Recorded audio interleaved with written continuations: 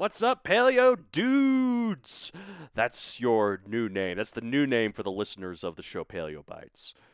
I think it's great. Anyways, I got a Patreon at patreon.com/Matthew Donald. There you'll find bonus content for the Ritwit and Paleo Bites, my two podcasts, my two lovely podcasts. And for the Paleo Bites stuff, we discuss pop culture featuring prehistoric animals. And this month, we're talking about the Velocipastor. This is a real movie, I swear to God. Most of the budget went to the poster. Look at the poster, it's freaking badass. But the movie itself is just... Oh, it's great, though. We have a good time. We talk about this ridiculous movie about a pastor that turns into a velociraptor. It's good stuff. It's good stuff. It's a good movie. It should sweep all the Oscars this year. I mean, what else came out this year? Link is in the description for where you can find the Patreon. Thank you for your support, and have a wonderful day and a wonderful year. I mean, this year was terrible, but it's nearly 2021. We're nearly there, guys. Come on. We can do it. We're so close. Or it already is 2021, because I'm going to put these in episodes that came out at 2021, too. So we're either nearly there or we're already there. Either way, 2020 is behind us. Thank God. Roar. Growl, snarl, bellow. Welcome to Paleobites, the podcast where the creature fossilizes, the rock crystallizes, and the mind lobotomizes. My name is Matthew Dahl, and each week I and a rotating series of guest co-hosts talk about and rate a genus of prehistoric animal, be it dinosaur, mammal, arthropod, and so on. This week I'm joined by the fiercest captain on all of the Colorado seas. Yes. Laura, all 7 seas of Colorado. Laura Owsley, how are you? Hello, how are you? I'm good. Oh, it's such a great day, isn't it, in this Yes. cramped, potentially haunted podcast Right. studio. I'm not sure where Benjamin is. It's been a minute. Yeah, Benjamin and the ghost. Yeah, But that's all right. He's just, holding down the pirate ship. He's Yeah. setting Oh, it's a ghost pirate ship. I like that. all these episodes must be listened to understand all of our references to ourselves. Yeah, I do space these out, so good luck, listeners, piecing it all together. But if you do, you'll be in for a treat. Yeah. Just, do what I do. I don't listen to anything that doesn't have my name in it. Ah, well, good thing this thing has your name in it, right? Exactly. Yeah. Okay, let's see. What the hell could I ask you now? I'm running out of dinosaur-related question or prehistoric animal-related question. Ooh, I want you to ask me a question. Let's flip this around. How about that? Oh, I get to ask a question. All right.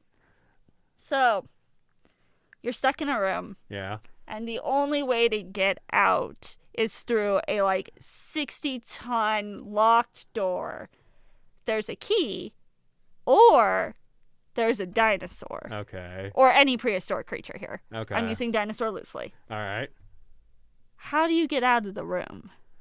You can't reach the key by normal means. Okay, so wait, where's the key again? So you're in a totally empty room. There's a whatever ton door I just said because I remember what my own bits.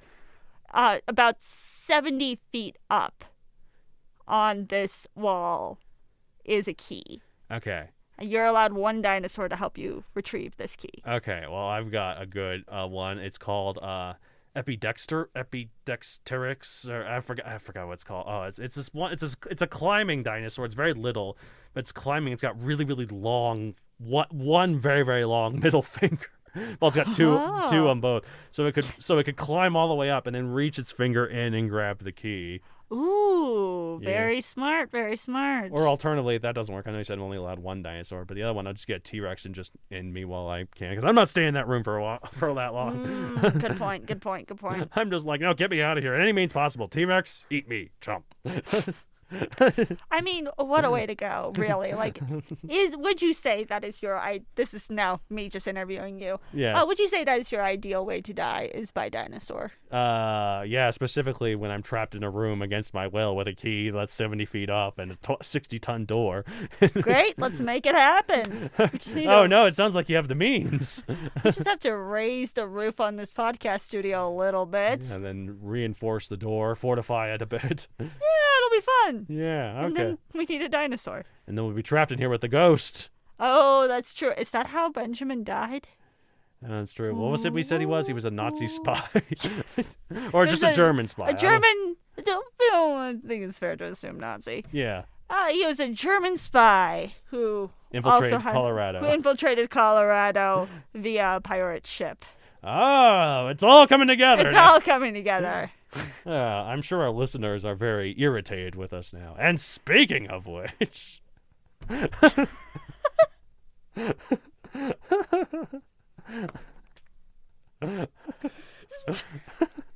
Oh, you should hear my other show, The Rit Wit. I do corny segues like that all the time. No, you do. I'm aware. Speaking of corny segues and irritating our audience, we're talking about the dinosaur Irritator. Huzzah! Name means obviously the irritating one. Love it. Love it. Type, it's a spinosaurid theropod. You know Spinosaurus, right? The one with the big sail on its back, the kind of crocodile-like head. Oh, yeah. Yeah, this one has no sail on its back, but it does have a crocodile-like... Actually, it might have had a little sail. We'll get to that. But it had a crocodile-like head. We usually think they're meant for, like, fishing. Like, fishing dinosaurs. Interesting. You know, this all comes together, right? Because my little brother's an irritator. And he's a fisher? He's a fish. Well, he's not a fisher, but he's been fishing before. He's a fish. He's a fish. My brother is a fish. John, if you're listening to this. Okay, sorry. What is he actually? No, that's all I got. He's a fish. Let's just go with that. Okay. My little brother's a beta fish. Oh, okay. As you would be. Right. I'm an alpha fish. No, I'm definitely a beta or even omega fish. I mean... Got nothing for that one. Okay, so size 20 to 26 feet, / 6 to 8 meters long, 1 to 1.5 tons. So big, but not like T-Rex sized. Right. Diet's carnivore, probably piscivore, eating fish. So pescatarian. Yeah. Isn't that a religion? No, that's Episcopalian. I think you're thinking of Scientology. Episcopalian, actually. That's what it is. Yeah.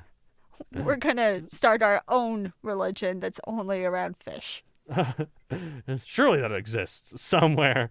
Yeah, so long, and thanks for all the fish. Right. It's just we worship Aquaman. Oh, well, as he would. I mean, we've seen Jason Momoa. Woo. Okay. Location. I forgot. Early Cretaceous, 110 million years ago. Location: Brazil. Oh. So the last one we did was Portugal. This is Brazil, another Portuguese territory. All right. Which was very relevant back in prehistoric times, I'm sure. Absolutely. Described in 1996. Pop culture appearances. I briefly featured it in my first Megazoic book as a one-off gag character. Hey. As well as that, it's in Bloody Jurassic World, the game, like so many other damn prehistoric creatures. I love it. Oh, there's Benjamin again. Yeah, the ghost just turning the lamp on and off. It's fine. All right. So you ever feel like you irritate people? I mean, obviously your brother does, but what about you? I mean, I've never... No, absolutely. Yeah. I am all energy, and especially days like today when I have skipped the coffee in the morning. Oh, no. I know. That little part of my brain, because I don't need coffee to wake me up. I Right. need coffee to calm me down. Oh, that makes sense. Okay. Yeah. Yeah. So that little part of my brain that's like, hey, maybe don't say that is gone. Right. Yeah. Maybe we can go to Starbucks afterwards if you want. Oh, wait, no, you have that thing at 4. So maybe... Yeah. Yeah, okay. Have to go, conquer some territories. Oh, that's why you're playing Risk? Yes. Okay, cool. Don't forget Australia. Everyone seems to forget Australia while playing that game. It's just not as... Anyway. All right. So, sometimes through no fault of your own, you just drive people insane, Right. Fair. Sometimes a story about you has made you so infamous that you're forever gained a nickname acknowledging the incident. Like this happened. Hasn't happened to me. I swear. I wasn't called off-key singer Matt at high school or anything. Oh. No. Or wet pants Matt or anything. I swear. No, definitely not. That was some other Matt. I mean, there's millions of Matts out there, so that's probably true. Anyways, this was how this bizarrely named piece of fossilized rock that was once a dinosaur got its name, because you see the backstory of this is that a team of fossil poachers, which sounds like a second-rate Captain Planet villain. It does sound like a second-rate Captain Planet villain. Excavated a piece of rock containing fragments of a skull and sold it to the State Museum of Natural History in Stuttgart, Germany. To increase the value of the fossil when selling it, the poachers sealed some of the fractures with car body filler. And then coated it with plaster to make it look complete. And they also tried to reconstruct the skull by placing bits of the upper jawbone onto the front of the snout to elongate it and make it seem more impressive. Oh, so they're like arts and craftsing this dinosaur. Yeah, this priceless prehistoric artifact. They're just modifying it however they please. In the process of all these modifications, they accidentally broke off a piece of the upper jaw, which was ultimately never recovered.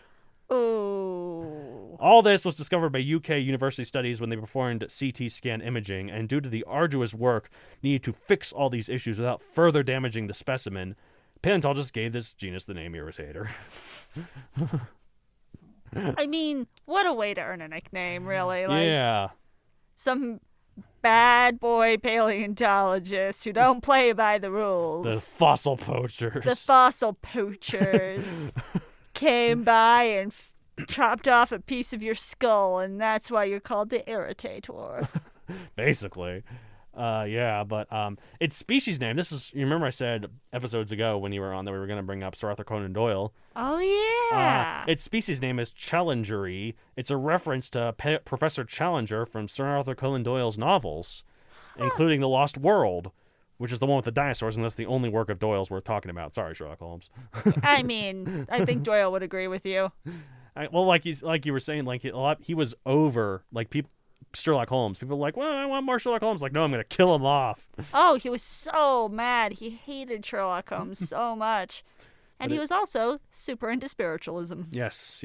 As I think I mentioned the last time I was on. Maybe he was friends with George. No, not George. What was the ghost? Benjamin. Yeah. He killed Benjamin. Wait, how long did Sir Arthur Conan Doyle live? Did he live up to the 40s? Sure. I think we could create our own history in this room. Yes, Sir Arthur Conan Doyle died in 2008. After in the 40s killing Benjamin. Right. Oh, that's how Benjamin died. Yeah. He dies somehow different every episode. We're creating such a lore with the episodes that you're on. I expect this to continue throughout the episodes. You'll just reference Benjamin occasionally. Okay. In terms of the actual animal itself, Irritator is a member of the spinosaurid family of meat-eating dinosaurs, which includes Spinosaurus, obviously, but also Baryonyx and Suchomimus are two other examples. Suchomimus. It means crocodile mimic. Ah. So, it's pretty good. I have a Suchomimus in my books. He's actually the main villain of the first book.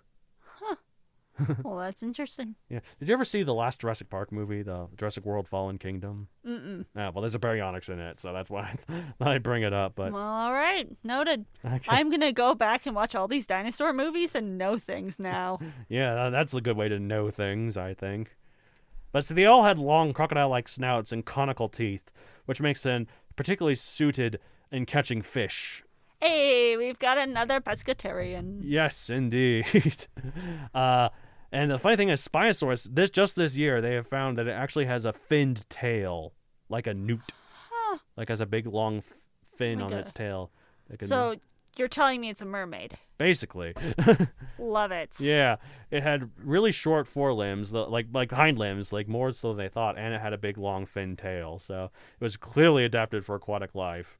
And is basically a mermaid at this point. It's basically a mermaid, so... A 50-foot-long mermaid. You know, we have no reason to believe that mermaids are not 50 feet long. You know, so... the fish tail is actually whale tail. Oh, not that kind of whale tail. Well, where are you going? Well, it's a nickname for something else. Okay. Anyway... But anyways, they have that, and then the mermaid part's a giant, so it's a giant mermaid. Yes. It's all coming together, clearly. Okay. And they're named Ariel, right? Yeah, all of them. Every single one. Every Spinosaurus is named Ariel. All right. Now we just need a Sebastian and a Flounder, and we've got a musical, people. That's true. None of the other characters. Who needs Scuttle? No. He doesn't get a tap number. Screw that tap number. That song is so annoying. Positivity? Or... Positivity. Yeah. I worked on that show 3 years ago, maybe? Was it at the Boulder Dinner Theater? No. Because that's where I saw it about 3 years ago, so I was like, did I see your show? I saw it at Parker Arts. Okay. Or I worked on it. Yeah. And it's been about 3 years, and that song still haunts me at 4 a.m. Positivity. Yeah, it sounds pretty dumb. It's fine the first time you listen to it, and then the more times you hear it, you're like, oh, God, this would be better with dinosaurs. Everything would be better with dinosaurs. You know Downton Abbey? Right. That'd be better with dinosaurs. So much better with dinosaurs. You know Jurassic Park? That'd be better with dinosaurs. I don't know. That one, you think so? Yeah, I mean, you're true. Maybe that's a bit too far. Yeah, let's not stretch reality too much here, guys. Come on. Now let's get back to our mermaid dinosaur. So some of these spinosaurids, they even had sails in their backs, like Spinosaurus, obviously. And we think that Irritator had one too, albeit one not nearly as prominent. Irritator is also currently the smallest known spinosaurid, but its largest estimate is still 26 feet long, which is the length of a small bus. So it really is the Little Mermaid. If the Little Mermaid was 26 feet tall. Yeah, compared to all the other mermaids of the Spinosaurid family, it's the little one. I love it. I never got why it's called the Little Mermaid. She's not particularly little. I guess because she's 16. Yeah, but yeah, I guess that's true. Young. It's funny, she's like, I'm 16 years old. I'm not a kid anymore. And I'm like, yeah, you are. Yeah, you are. There's something when you're like, 12 and you're watching it, you're like, yeah, she should be allowed to do whatever she wants. She should be allowed to give her life up for a man that she just met. Exactly. Then you watch it as an adult and you're like, oh. I relate to the parent of the Disney movie. Now I know my childhood is dead. I know. You kind of have that moment and you're like, oh, no. I was watching, this is a long time ago now, but I used to nanny. Yeah. And I was watching a show with one of the kids, and there was a point that a parent character said something of like, well, I can't control everything or something. And was word for word what I had said earlier in the day. And I was like, really? Oh, this is fine. I'm fine. I'm not old. Yeah, well, I feel old when I see like all these kids doing like TikTok or other social media stuff that I don't even get. Like, what are you kids doing now? What are you kids doing with your TikToks and your Instagrams? See, I get Instagram, but I don't get TikTok. I fell through the quarantine hole, and I am now obsessed with TikTok. Oh, really? Okay. Like, maybe it's just me then. You do kind of have to, except for a long time was like, I don't know, this is a lot of teenagers dancing in skimpy clothing. That's no good. Underage people in not appropriate attire, that's no good. I mean, it's not inappropriate, but it's one of those things, it's like, yeah. But it depends on what you're looking for on the app. So now I just get a bunch of very irreverent humor bits and skits. Okay, that's good. And they're all under a minute, which is perfect for people like me who are easily distracted. That is good. Anyway, speaking of easily distracted, Irritator. Best transition yet. Thank you. So we're actually at everyone's favorite part of the show. We made the ML 1 out of 65 million. Ooh, I have to. Oh, man, I didn't. Rate it however many scuttles. No, 0 scuttles probably. But 0 scuttles. Come on now. I am going to rate this, and this is a pretty high honor, so I hope you're holding on to your pants here. I'm going to rate this 1 full Ursula. Oh, Irritator is 1 full Ursula. I mean, come on, people. The Irritator, it's a pretty great name, and it's got a pretty great backstory. Yeah, it's pretty good. Yeah, I'm going to rate it. Oh, my rating seems so boring compared to yours. Break your own rules. Break your own rules. Okay, my actual boring rating is probably like 45 million, but my cool, wacky rating is 0.5 flounders. Yay!